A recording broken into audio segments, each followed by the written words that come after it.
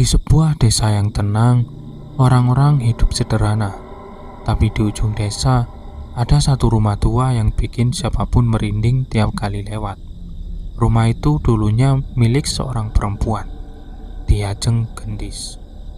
Rumahnya sekarang kosong, catnya mengelupas, jendelanya miring, dan di belakangnya ada sumur tua yang udah ditutup papan.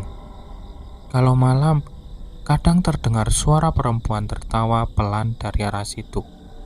Bukan tawa yang menyeramkan, tapi tawa yang anehnya justru memikat. Warga kampung masih sering ngomongin dia. Katanya, Diajeng Gendis dulu perempuan paling cantik di sini. Tapi orang juga percaya kecantikannya itu enggak sepenuhnya dari Tuhan. Dulu, Gendis dikenal kalem dan sopan. Tapi sejak remaja, banyak mata yang enggak bisa lepas dari dirinya. Wajahnya manis, kulitnya kuning langsat, dan suaranya halus banget waktu bicara. Setiap kali lewat di pasar, semua orang berhenti sebentar cuma buat ngeliat si Gendis ini. Perempuan lain mulai iri, apalagi setelah banyak lelaki datang buat menghamar. Tapi gak ada satupun yang cocok. Sampai suatu hari, datang seorang lelaki kaya dari kota. Dia ngasih perhiasan, pakaian bagus, dan janji hidup enak. Diajeng Gendis tergoda. Dia pikir mungkin inilah jalannya buat punya kehidupan yang lebih tinggi dari orang-orang di desanya. Tapi setelah ikut lelaki itu, semuanya berubah. Dia disia-siakan dan akhirnya ditinggal tanpa apa-apa. Gendis pulang ke desanya, tapi hatinya udah dingin. Dia pengen balas, pengen lebih cantik, pengen dihormati, dan pengen gak diremehkan lagi. Suatu malam, Gendis datang ke rumah seorang perempuan tua yang katanya bisa bikin orang jadi cantik luar dalam. Perempuan itu cuma bilang satu kalimat, "Kalau kamu siap, kecantikanmu gak akan pudar. Tapi ada yang harus kamu bayar." Diajeng Gendis gak ragu. Dia percaya dirinya bisa ngatur semua konsekuensi. Ritual pun dilakukan. Susu emas kecil dimasukkan ke tubuhnya lewat mantra-mantra yang gak dia pahami. Rasanya dingin, tapi juga nikmat. Seperti sesuatu yang mulai hidup di dalam dirinya. Sejak malam itu, wajah Gendis berubah. Matanya lebih tajam, senyumnya lebih menggoda, dan setiap orang yang menatapnya kayak kehilangan kendali. Perempuan-perempuan lain mulai menjauh, dan para lelaki berebut perhatian darinya. Gendis mulai menikmati hidup barunya.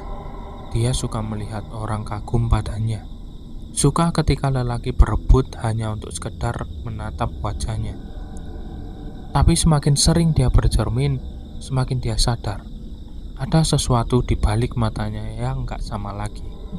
Kadang di malam hari, dia melihat bayangan lain di cermin. Bayangan dirinya, tapi tersenyum lebih lebar, dengan mata berkilau emas. Dan dari sana, suara lembut sering terdengar.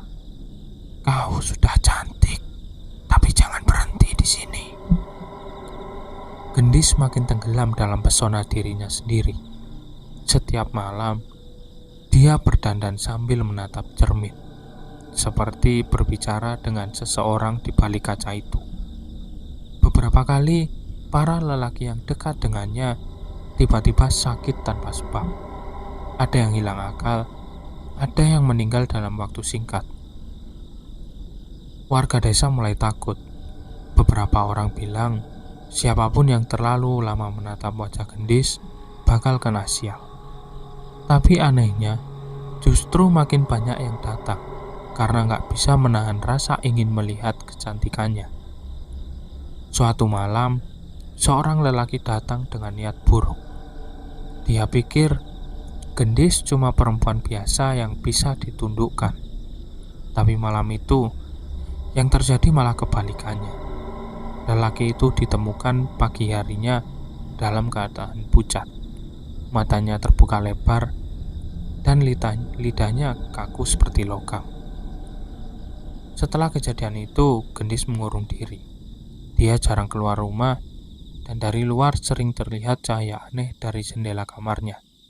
Beberapa kali warga dengar suara tangisan dan kadang tawa di waktu yang sama. Sampai akhirnya rumah itu benar-benar sepi. Gak ada yang tahu pasti kapan Ki Ajeng Gendis meninggal. Ada yang bilang dia bunuh diri. Ada juga yang percaya dia lenyap karena diambil makhluk yang memberinya susu dulu.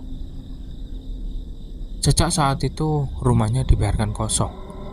Gak ada yang berani mendekat, apalagi buka sumur tua di belakang rumahnya. Katanya, kalau malam Jumat masih ada yang lihat bayangan perempuan berdiri di depan jendela, menyisir rambut panjangnya pelan-pelan.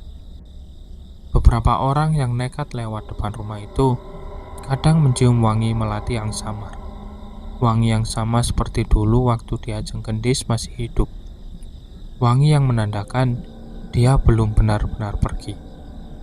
Sampai sekarang banyak yang percaya siapapun yang punya niat buat memperindah diri dengan cara cepat bakal dapat kunjungan dari arwah Ki Ajeng Gendis.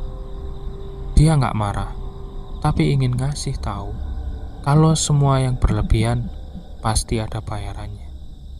Beberapa tahun lalu, ada orang kota yang sempat datang ke desa itu buat cari tahu kisah aslinya. Tapi malam setelah dia datang, dia ngilang. Yang tersisa cuma kamera yang jatuh di depan rumah tua itu.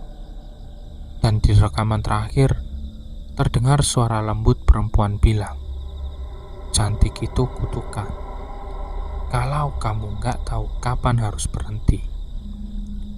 Dan sejak saat itu, nggak ada yang berani sebut nama Ki Ajeng Gendis di malam hari. Karena katanya, kalau kamu manggil namanya sambil ngaca, dia bisa muncul di belakangmu, tersenyum sambil bisik, "Cantikmu belum cukup." Oke, cukup sampai sini saja ceritanya. Terima kasih buat kalian yang sudah mendengarkan cerita ini sampai akhir. Jangan lupa subscribe. Sampai jumpa di episode berikutnya. Bye-bye.